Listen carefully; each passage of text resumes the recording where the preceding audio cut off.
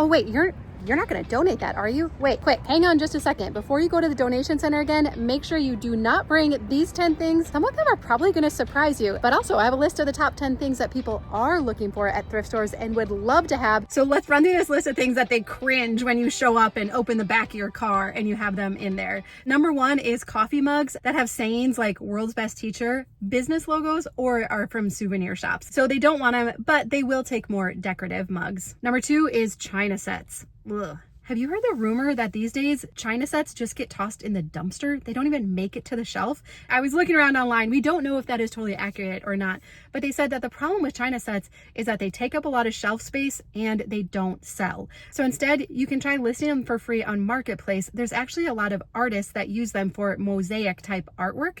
You know what's so interesting? There are hardly any china sets here at all. And we're always so worried about breaking up a set, but all of these sets are already separated into like subsets. Like this piece is being sold individually. This set of plates, the smaller plates are all separate. Similarly with this set too. So you really don't have to worry about breaking up sets. If there's a few pieces you want to keep them, use them, enjoy them, and then donate the rest and don't worry about it. Number three, office supplies, binder clips, paper clips, half-used notebooks. Did you know that no one actually uses office supplies anymore? Think about it. A lot of that stuff was meant to handle paper, and a lot of what we do in offices is paperless now. Number four, promotional t-shirts or clothing with brand names on it. So kind of like the coffee mugs, unfortunately, people don't really want it. Now, I think in the old days, like when we were growing up, we would grab these types of things at thrift stores or garage sales. We'd use them for around the house clothes. Unfortunately, there's just not really a need. We all have enough of it. Number five, old VHS tapes, cassette tapes, or DVDs. Not even Disney ones. I know what you're thinking. You're like, well, for sure, the classic Disneys.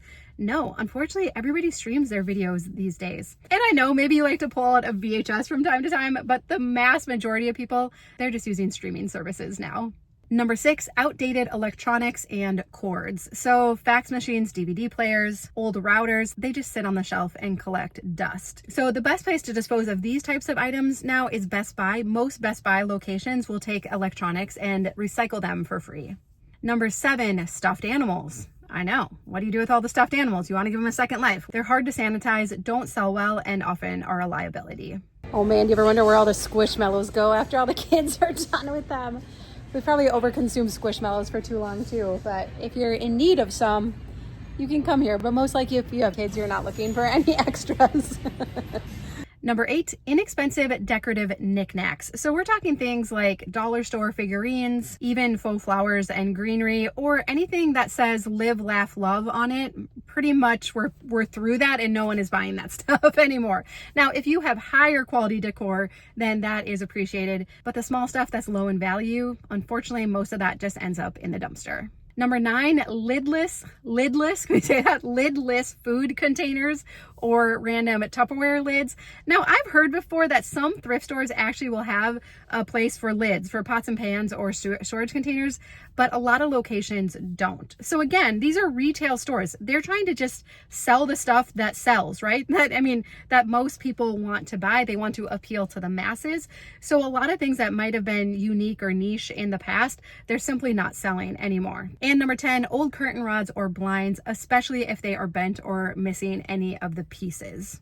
Oh man, there's even just a cake stand just sitting. It's not even in the right place, but it's just like, only like $3.99. I don't have a green one. I'm gonna think about it. Okay, so here are the top 10 things that they get excited when you bring it to the thrift store. Number one is quality children's clothing. The boys and I literally came here to Goodwill yesterday because Corbin, my 12-year-old, can just destroy jeans like nobody's business. There are no hand-me-downs to gauge, right? And so we came here, we got multiple pairs of jeans for $2.99 each. I love that we can give them a second life and also that I don't have to break the bank buying clothes for him. And then we also got some athletic clothes for them too that they were needing. And so I was so appreciative of those. If you donated those clothes, thank you. I greatly appreciate it. And we really do always try try to check here and another thrift store first before we buy new kids clothing. Number 2, small furniture pieces. So things like nightstands, end tables, shelves, they go fast, especially if they're easy to move. And you know, when you've set up a new home or apartment or whatnot, that you often need these little pieces to fill in different spaces. And so how great if we can come here and find something secondhand. Isn't this so cute? My brain is like, where could I put that? Where could I put it? It's so cute. See, this is the problem, that creative minds just like flourish at thrift stores, right? You're like, I know how I could use that. I know. Number 3, this surprised me. Number 3 is board games and puzzles, with the caveat of complete sets only, right? They say that these are popular with both families and resellers. You know, just make sure that all of the pieces are there. We've often had fun like putting puzzles together before we donate them, or playing a game one last time before we donate it, just to make sure that everything is there. And real quick, something you're going to want to declutter as quickly as possible is that mattress that came with your camper or RV. Today's video is sponsored by RV Mattress. You know, they're with Brooklyn Bedding, the ones that make our Helix mattress that we love. And right now you can save 30% off site-wide at rvmattress.com. And so over the years, we were able to upgrade all of the mattresses in our campers, and it made such a huge difference. So they are very comfortable. They're assembled at their factory in Arizona and delivered right to your door, and free shipping if you live in the US. And so we have been able to upgrade all of the mattresses in our campers. So we've gotten to try out a wide array of the different RV mattresses, and they are so comfortable. And unfortunately, the mattresses that come in campers and RVs are not comfortable at all. So likely if you own a camper, it is time to upgrade it. And so when we were looking to upgrade our mattresses, a couple things are important. They have to be weird sizes and shapes, and it has to be comfortable. So even though it's lightweight, they do not skimp on comfort. And like our Helix mattress, they come conveniently rolled up in a box and delivered right to your door. So it is super easy to get your mattresses, get them into your camper. You just roll them out, let them take shape, and they fit perfectly. Such a huge improvement when we upgraded the mattress in the master bedrooms. I say that like in quotes, but the hugest difference was the kids' bunks. You know, if you have bunk beds in your camper, those little thin, you can't even call it a mattress, that they come with are horrible. And when you're out camping and adventuring all day, there's no reason not to come back and get a great night's sleep. And don't worry, you also get to test it out. So with your mattress from rvmattress.com, you get 120 nights to test it out, make sure it's just the right fit for you and your camper, and you also get a limited lifetime warranty as well. So just click on the link down below, rvmattress.com/minimalmom, and use code minimalmom, and you're gonna get 30% off your entire order. And oh my goodness, you're gonna be sleeping so well when you're on the road. Number 4 is cast iron or quality cookware. Now, if your cookware is a little scratched or wore out, again, throw it in the garbage. But if you have some good quality stuff that doesn't have a lot of wear to it, then absolutely, I'm sure people feel very fortunate when they come here and find it. Number 5, name brand clothing. So obviously, you know, things like Nike, Levi's, gently worn is great, even better if it's folded and not wrinkly. I know the question has come up in the past too, like, will they wash stuff at the thrift store? No, they don't have washing machines there. So make sure when you're donating this stuff that it is clean and in good shape. And at the end, we'll talk about what to do with extra clothing that maybe isn't good enough to donate. Number 6, books that are in good shape. So especially fiction, cookbooks, and kids books, these sell reliably. I have a friend who says when they come to the thrift store that it's just known that each of our kids can pick out a new book. And so they just head to the books, skip over the toys and all that kind of stuff. I think that's such a great idea because then everybody knows what to expect when you go there.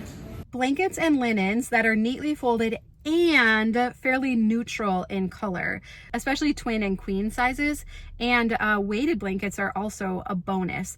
Now, again, you know, if you have character sheets or different things, if they're in good shape, then likely someone will find use in it too. But if you have things that are patterns that are outdated, kind of worn out, if you can find a pet shelter to bring it to, great. If not, know where you're at right now and you have permission just to throw those things away. Number 8, this kind of surprised me too. New or unused toiletries and beauty products. And so I guess I've never looked here for that kind of stuff, but they say that sealed shampoo, lotion, and gift sets go quickly and help those in need. So often, right, we're going through the bathroom and you are finding all that stuff that you spent money on and no one is using in your house. How great would it feel to give it a second life here? Number 9 is small home appliances that work. So toasters, coffee makers, air fryers, anything in good shape with a plug. And then number 10 is storage bins and baskets. You know, everyone loves to organize, and these usually fly off the shelves. And you know, I'm often asked what to do with, as you declutter and you simplify, often we actually have extra organizing bins. If you haven't got that far in the decluttering process yet, just wait, because you're gonna feel so conflicted because you're gonna have all these organizing containers that you spent money on and you thought were gonna be so fantastic, and now they're empty and you don't know what to do with them. And I've always said that you should get them out of your house, because things that will hold things, right? And it's just like a matter of time before it gets filled back up with crap again, you know? So seriously, permission to let those go, move them out of your house. It feels weird, but it is going to feel so much better. But donating them is great, and then others can make use of them. Okay. Now, this is the hard truth. If we have a lot of this stuff at our home, the best thing you can do is put it in the garbage. Get a black trash bag, fill it up, and put it in your garbage can. Or if you have a lot of it, rent a dumpster. Here is a recent question that was asked inside of our Take Your House Back course. It'll open up again in the fall, but I just thought it was so good and made a lot of sense. I bought a ton of containers and shelves to use my spare room as storage, and stuffed that room full before I found Take Your House Back. Now my loved one needs to live there. How to container concept with too many. Everything that you shoved in there is not really something that's actively part of your life anyway, right? And so your goal is, this is going to be an empty room for people to be in. And so that means almost everything in there is trash or donation, everything. Mm-hmm. And the bins themselves are going to be donated as well. So like going through and just trash donate, trash donate, trash donate. If something can't be, then it has to have a home where you would look for it first elsewhere in the house, because this is not the place for it, right? This is not a storage room. I agree with Dana wholeheartedly. Also, this is a big job. So here's what I would recommend: rent a dumpster. If you have a big thing to tackle like this, renting a dumpster is the most motivating thing ever. You have it for the weekend and you peek and toss. So you take a tote, you peek, you do countdown from 10, looking if there's anything super special. If not, the whole bin. Who cares? We don't care. Right into the dumpster. Honestly, you could clear this entire room in one day. If you have a basement, an attic, anything, dumpster all day. It turns something from a project into an afternoon. That's great. My sister tricked me the other day. Friday night, Princeton was in India. She's like, "Oh, do you just want to come over and keep the kids company with me?" Sure. I'm thinking we're going to drink wine on her back deck. No, she had a dumpster because they were doing some landscaping. She had been going to town in their basement. Do you know what her and I did the whole evening was take apart this big weightlifting thing that she had so that we could get it into the dumpster. And I'm just like, every time I come to your house, I'm going to ask if you have a dumpster, because like, it's crazy the impact a dumpster can have. No, it's bonkers. It's magic. It's absolute magic. It is. So again, does it feel gross and yucky to be throwing perfectly good? I'm putting that in air quotes. Is it perfectly good? I don't know. It doesn't feel good to be throwing away stuff that's not broken or worn out. I get that. This causes, it literally causes a pain response in our brain, similar if you would experience physical pain. And so we need to work with that. It's okay to feel the pain, the yuck. I've overconsumed. I've bought too much. I've taken in too many things. I accepted too many hand-me-downs. That does not feel good. But that same thing is what is going to cause us to change our buying habits moving forward. None of us want to be wasteful. We don't want to be throwing tons and tons of stuff away. But here's where we found ourselves. We've overconsumed. We didn't realize how low our clutter threshold was, how little inventory we can manage, especially if we're in a really busy season of life.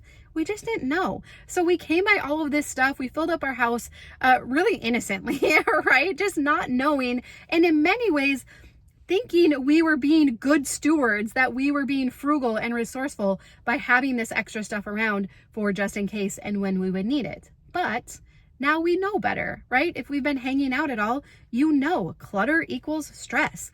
And it's very stressful to have all this extra stuff around. It's very hard for us to let our guard down, and we don't feel at peace or at rest when we have a lot of clutter around us. So now we know. We didn't know that in the past. So the best thing that we can do is move the stuff out, even if that's into a dumpster.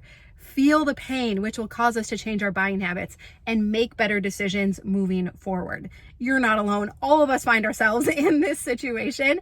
And so there's nothing wrong with you. It stinks. We don't want to be wasteful. And also, we can't continue to have all of this stuff in our home, sucking our extra energy and emotional bandwidth. And also, it might be worth mentioning that you can get addicted to thrifting, right? And do you know why it is? Oh, this is what's fascinating.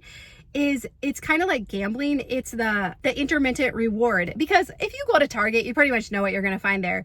If you go to a garage sale or a thrift store, you have no idea what could be there, right? What did somebody donate a couple days ago and now it's on the shelf? Oh my goodness. And what's the price going to be? And probably it's not going to be there again tomorrow. If I go to Target and I want to think about something, I'll just go back tomorrow and get it. At a thrift store, like, you don't know if it's going to be there tomorrow. That's actually kind of cute, isn't it? Again, you never know what you're going to find. So if you've ever felt kind of like addicted to thrifting, that's why. It's this intermittent reward idea, and our brain, oh man, our brain loves it. Like, how fun. You have no idea.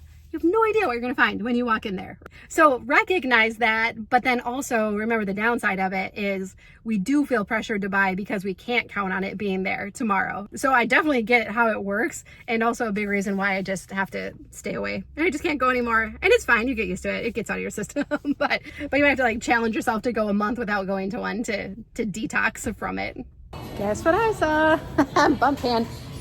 Thrift stores are a great place to get bun pans if you accidentally decluttered yours before you knew that you could make really great bun cakes. So, yeah, let's just grab one here again. Oh, $3.99. Not bad. This is like a good quality one too. So, there you go. If you need one, you know where to find it. But here's what I think we have to remember when it comes to our thrift stores and donation centers. You know, even just the like 15 minutes that I've been sitting here, there's probably been about 10 cars pulling up to the donation spot here, which I think is fantastic.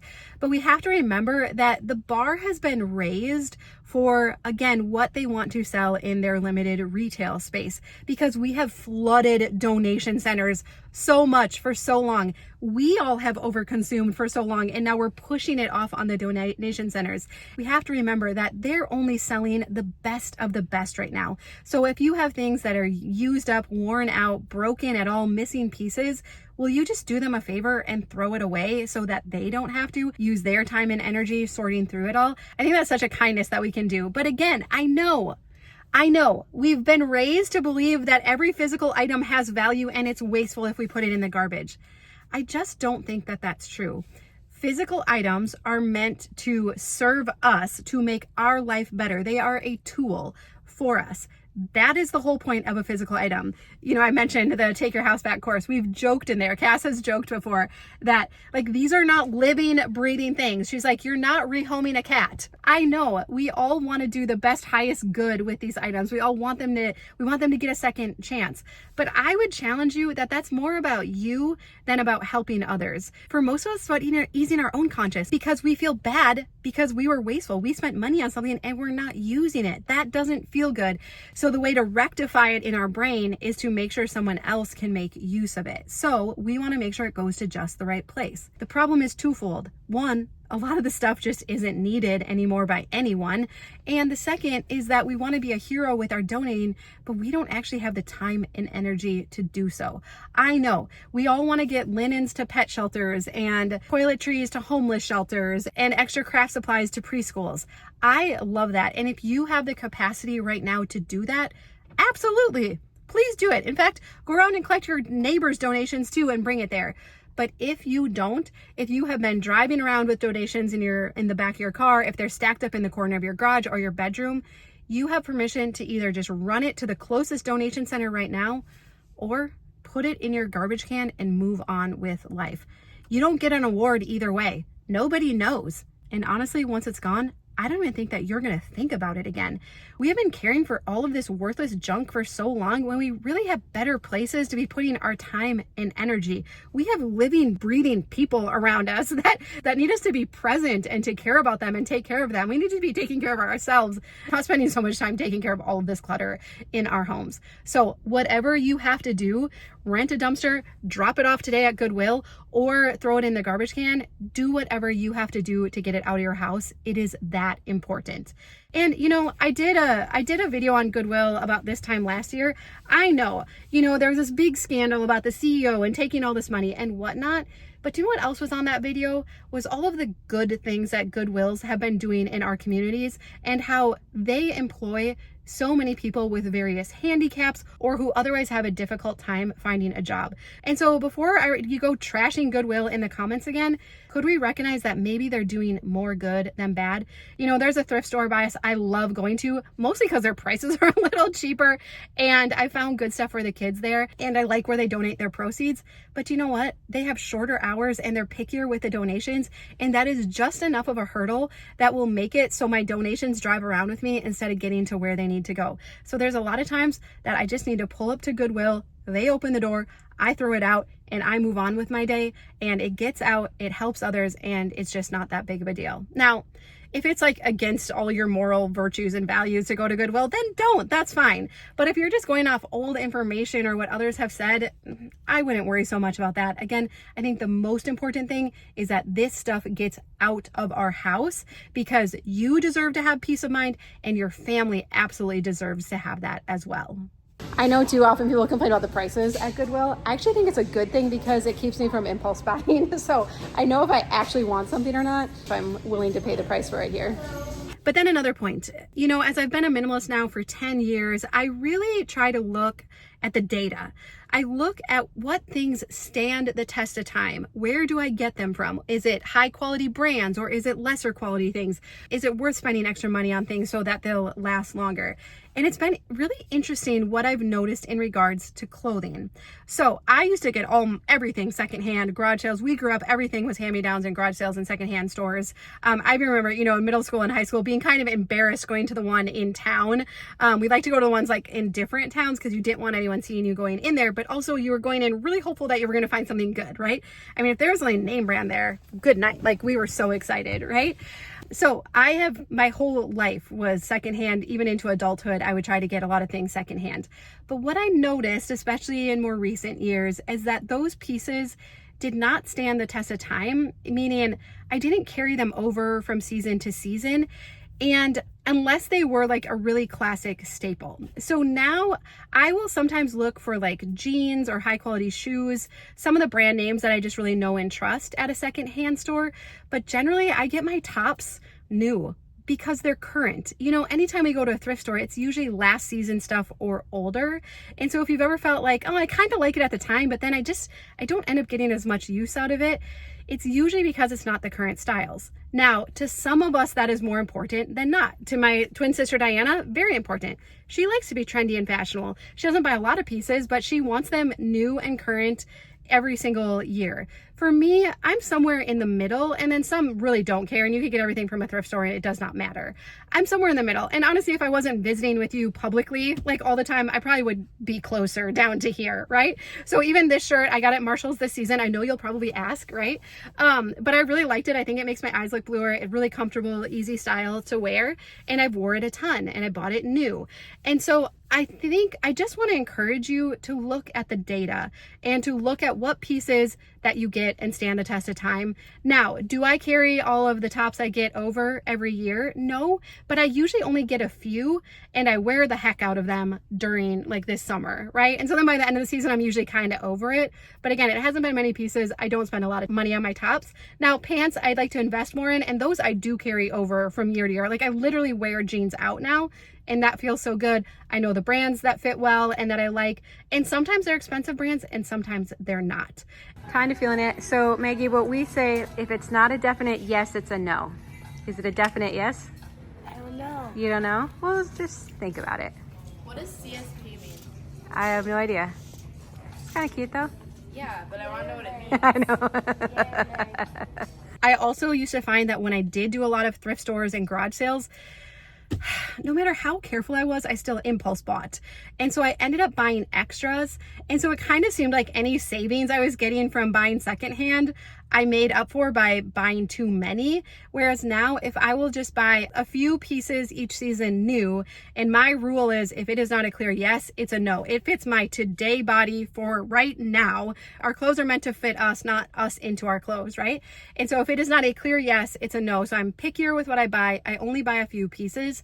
And so I feel like I am running the tightest clothing budget that I ever have, but I have a nice variety. I feel good in everything that I'm wearing, and I still do have pieces that I carry over from season to season.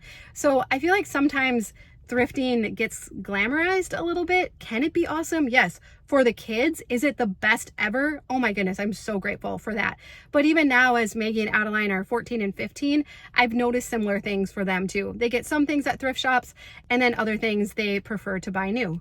And that's okay, right? And they're learning to manage money and all of that, and it's a great experience for them. And so I just want to acknowledge that too, if you've maybe noticed that in your own life as well. But mostly, I just want to encourage you to keep reducing the inventory in your home.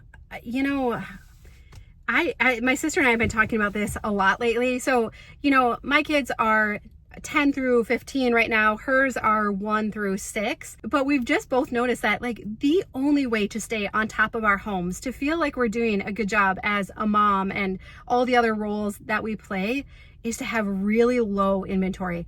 So low inventory. It is so much lower than I would have thought. I actually thought as my kids got older that, oh, maybe I'll have a little more stuff again. Oh my goodness. I feel like I've gone even further with decluttering. And I shared that video recently about hushing the whole upstairs of my parents' house. We have been like leaving it that way. It has been so refreshing for this summer. We are all so overwhelmed and overstimulated and just have so much going on. I just feel so passionately that your home needs to be a safe, calm place to come home to, a peaceful retreat, a haven. And how we achieve that, the quickest way to get there is by getting as much stuff out of your house as possible, even if that means renting a dumpster. I mean, I love that idea. I think that is so good. If you have the energy for it and a little extra money to put into it, oh my goodness, I don't think you'll regret it at all. Well, I would love to know though, what have you found like great things at the thrift store? What do you tend to get there and look for when you're there?